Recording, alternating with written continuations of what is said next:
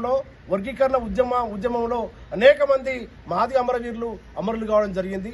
తెలంగాణ ఉద్యమకారులకు ఏదైతే ఒక తెలంగాణ స్తూపం ఉందో, ఒక స్మృతిమణం ఉందో, అదేవిధంగా మాదిగ దండోర ఉద్యమంలో అమరులైనటువంటి మాదిగ అమరవీరులకు ఒక స్మృతివనాన్ని ఏర్పాటు చేయాలని చెప్పేసి మంత్రి గారికి మేము రిక్వెస్ట్ చేయడం జరిగింది. అదేవిధంగా మొత్తంగా తెలంగాణ ఉద్యమకారులు చాలా మంది అనేక విధంగా ఈరోజు ఉద్యమంలో పనిచేశారు, అనారోగ్యాల పాలయ్యారు. కాబట్టి వారిని ఆదుకునే విధంగా తెలంగాణ రాష్ట్ర ప్రభుత్వము ముందుకు రావాలి. దానిలో ప్రత్యేకంగా దామోదర రాజనరసింహ గారు మంత్రివర్యులుగా మాదిగ సామాజిక వర్గం పెద్ద దిక్కుగా ఉన్నారు. కాబట్టి వాళ్ళు చొరవ తీసుకొని చెప్పేసి మేమందరం కలిసి వారికి ఈరోజు ప్రత్యేకంగా విజ్ఞప్తి చేయడం జరిగింది.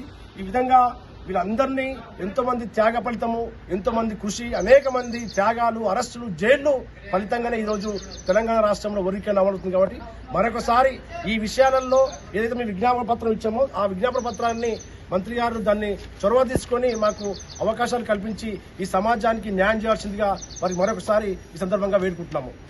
జై మాదిగ.